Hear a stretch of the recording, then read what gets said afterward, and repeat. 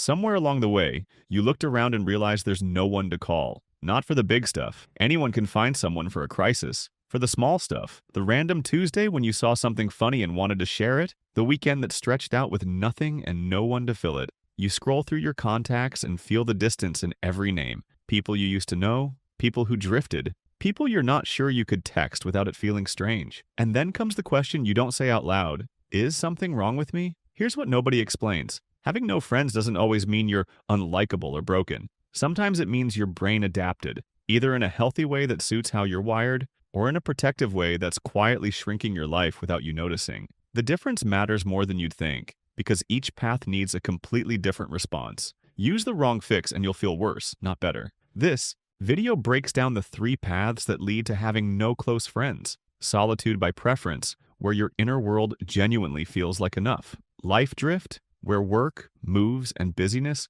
quietly erase the social systems you once had. And protection mode, where your nervous system started treating connection like a threat. There's a quick test near the middle that makes it obvious which path is yours, and at the end, one simple move for each type that actually works. Let's start with type 1, because this one gets misunderstood the most. Type 1 is solitude by preference. Some people genuinely don't need a wide social circle to feel whole. Their inner world is rich, full of thoughts, projects, interests, observations that keep them company without requiring another person to witness them. They're not lonely, they're not avoidant. They just run on different fuel than the culture tells them they should. Here's how this shows up. You can go days without meaningful social contact and feel fine, sometimes better than fine. Crowded social calendars drain you rather than energize you. When you do connect with someone, you prefer depth over frequency. One real conversation beats 10 surface-level hangouts. You've tried expanding your social life before, maybe because you thought you should, and it felt like a chore rather than a joy.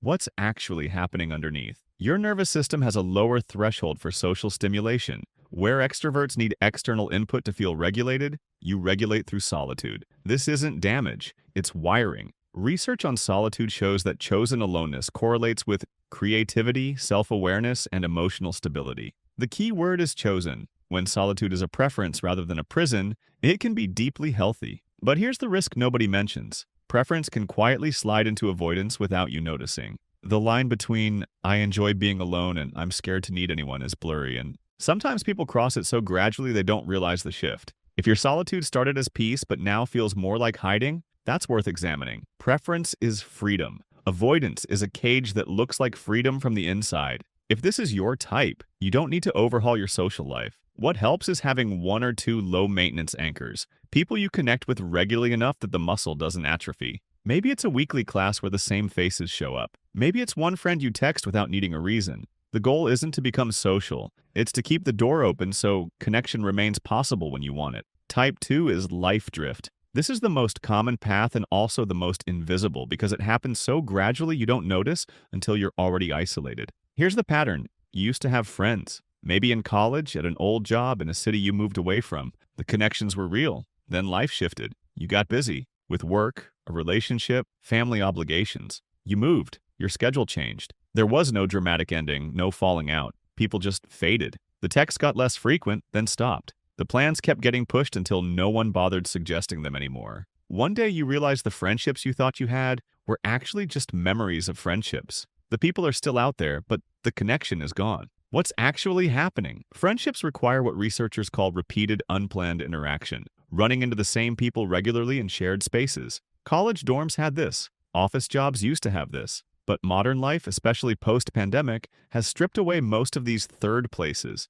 You work from home, order food through apps, exercise alone, and fill leisure time with screens. There's no natural collision with other humans anymore. So unless you deliberately build social structure into your life, isolation becomes the default. The loneliness creeps in sideways. You didn't choose it, it just became the path of least resistance. This path isn't a character flaw, it's a structural problem. You didn't become unlikable. The architecture of your life just stopped generating friendships and you didn't notice until the supply ran out. That's not failure, that's adulthood in a system designed for efficiency over connection. Most people experiencing this feel vaguely guilty about it, like they should have tried harder to maintain the old friendships. But maintenance requires time and energy, and modern life extracts both relentlessly. Something had to give. Usually it was the relationships that didn't demand immediate attention. If this is your type, the fix is rebuilding the system. You need contexts where you see the same people repeatedly over time. Not one-off events, but recurring spaces. A gym class you attend weekly,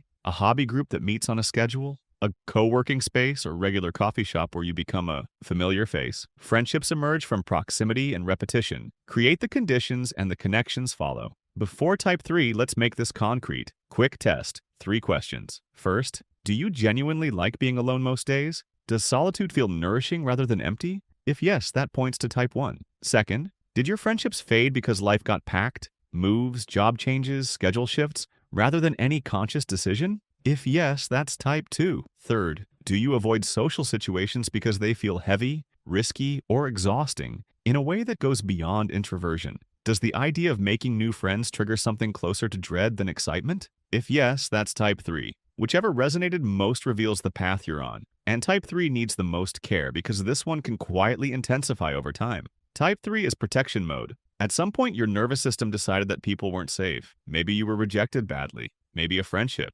ended in betrayal. Maybe social situations have always triggered anxiety, and the avoidance started small but grew until isolation felt like the only manageable option. Whatever the origin, the result is the same.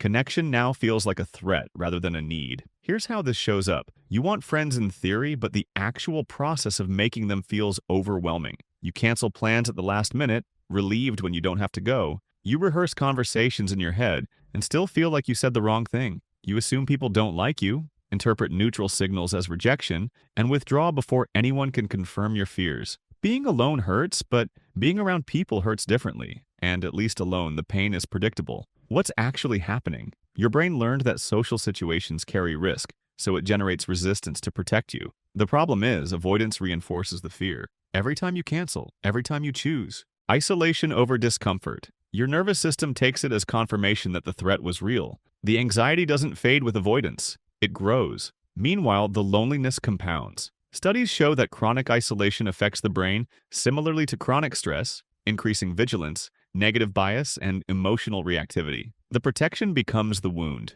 Here's the part that's hard to hear. If this is your type, the path forward requires discomfort. Not massive leaps, those backfire, but small, consistent exposure. What works is what I call minimum viable social contact. The smallest dose that challenges the avoidance without overwhelming the system. One coffee with one person. One event where you stay for 30 minutes instead of skipping entirely. One text sent without waiting for the perfect moment. Each tiny action teaches your nervous system something new. That connection doesn't always end in pain, that you can survive the awkwardness, that people aren't as dangerous as your brain insists. You might also need to find what I call safe practice people, low-stakes relationships where the cost of rejection feels manageable, online communities, hobby groups where the focus is the activity, not the socializing, anywhere the pressure is low enough that you can tolerate being seen. The goal is building evidence that contradicts the fear, one small interaction at a time. The goal isn't to become a social butterfly. It's to widen the window of what feels tolerable until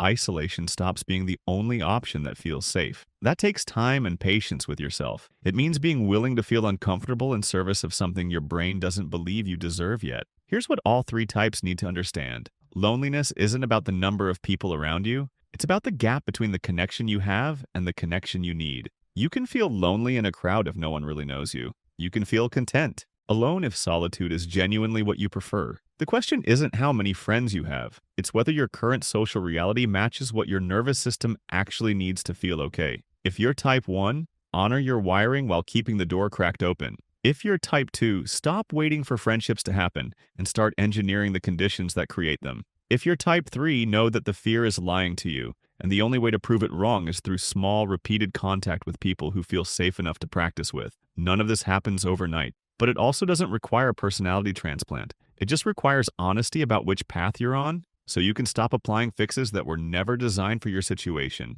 So tell me, which type resonated? Which path explains something you've been carrying without words? Drop it in the comments. I want to know which one made sense of your experience. If this reframed how you think about your social life, subscribe. We break down the psychology behind everyday patterns in a way that actually makes sense. The next video is the practical follow-up, how to actually make friends when you're starting from zero. Concrete steps, not vague advice. The systems that make connection inevitable even if you're out of practice. I'll see you there.